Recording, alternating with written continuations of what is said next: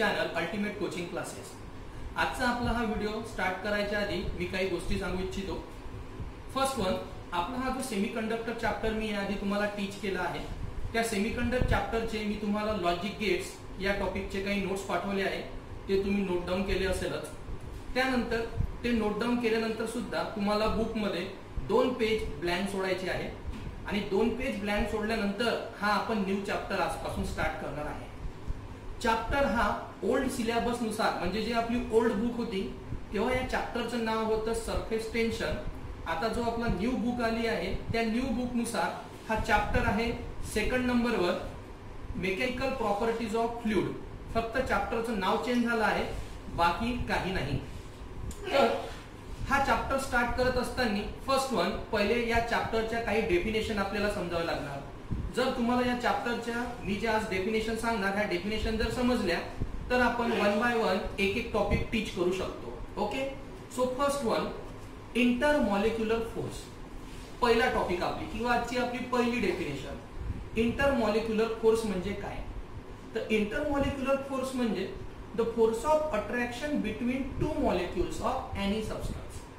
कोणत्याही सबस्टन्स मधले जे 2 मॉलिक्यूल असतात, या 2 मॉलिक्यूल मध्ये जो फोर्स ऑफ अट्रॅक्शन असतो ना, त्याला म्हणतो आपण इंटरमॉलिक्युलर फोर्स ऑफ अट्रॅक्शन। पुन्हा एकदा लक्ष द्या, the force of attraction between 2 molecule of any substance. The force of attraction between 2 molecule of any substance, 2 molecule कोणत्याही सबस्टन्सचे, त्याला म्हणतो आपण इंटरमॉलिक्युलर फोर्स ऑफ अट्रॅक्शन। त्यानंतर हा जो आपला इंटरमॉलिक्युलर फोर्स ऑफ अट्रॅक्शन आहे, हा 2 फोर्स मध्ये डिवाइड होतो। एक असतो आपला कोहेसिव्ह फोर्स आणि एक असतो आपला adhesive force. Number 1 cohesive force and number 2 adhesive force। आता फर्स्ट वन, कोहेसिव्ह फोर्स म्हणजे काय? तर कोहेसिव्ह फोर्स म्हणजे the intermolecular force of attraction between 2 molecule of same substance. Intermolecular forces पाहिजे, पण सबस्टन्स काय पाहिजे? Same substance. थोडं केअरफुली लक्ष द्या।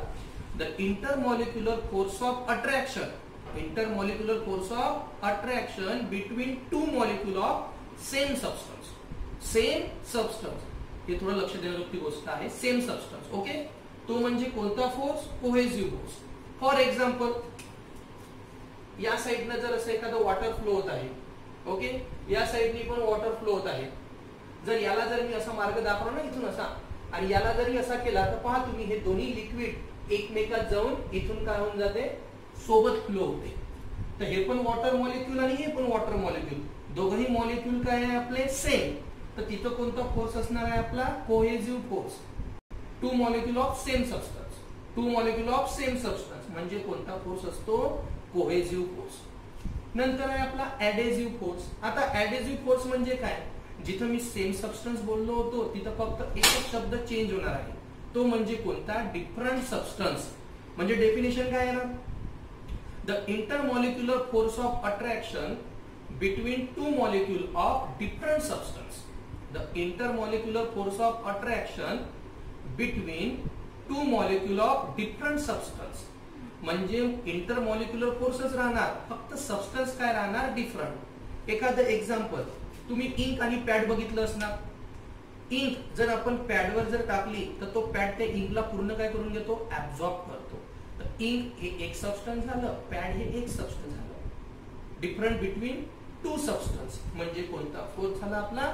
ऍडेसिव्ह फोर्स। तर आपला पहिला टॉपिक काय होता आज? Intermolecular force of attraction.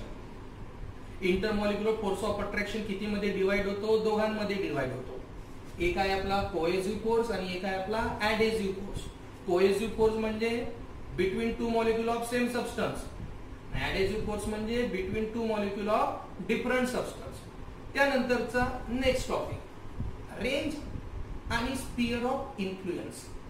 Range आणि स्फिअर ऑफ इन्फ्लुएन्स हा पण खूप इम्पॉर्टंट टॉपिक आहे, थोडं लक्ष द्या। काय बोललो मी तुम्हाला?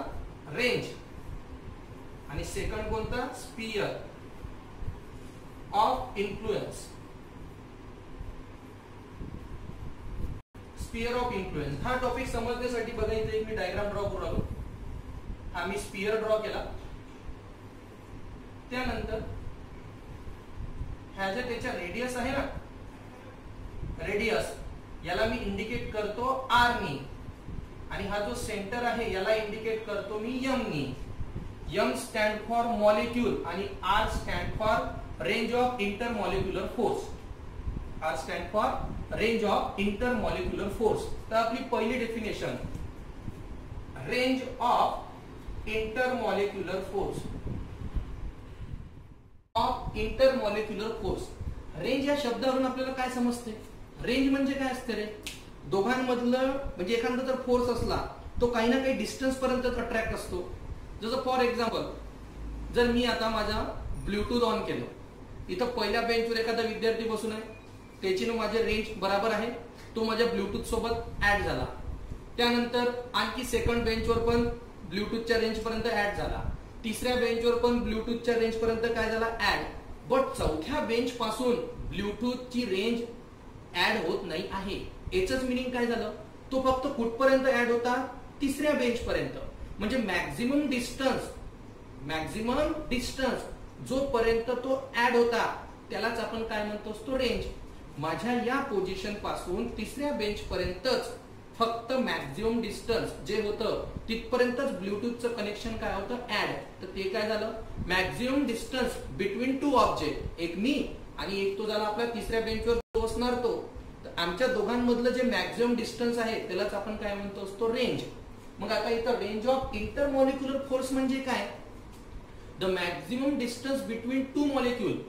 The maximum distance between two molecule up to which the intermolecular force of attraction is effective.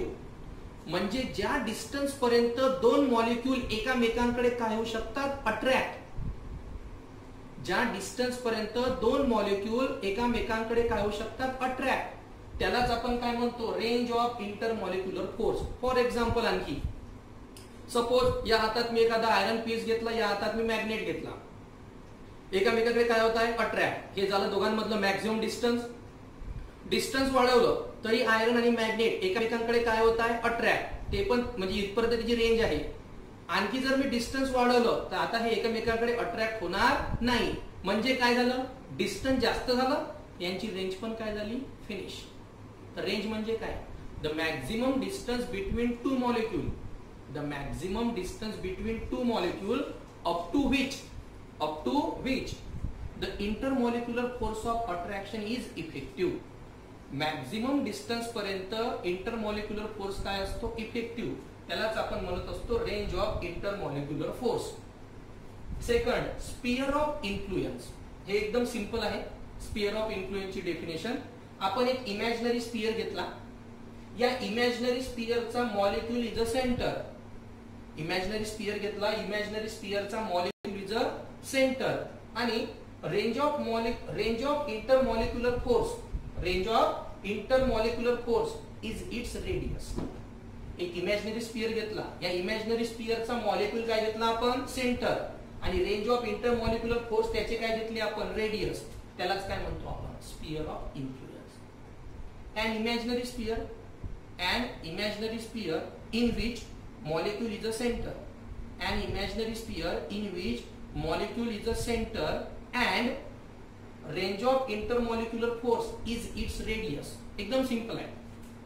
An imaginary sphere, molecule is a center and range of intermolecular force is its radius. Is called as a sphere of influence. त्यानंतरचा topic आपण next video मध्ये बघू. Okay, thank you.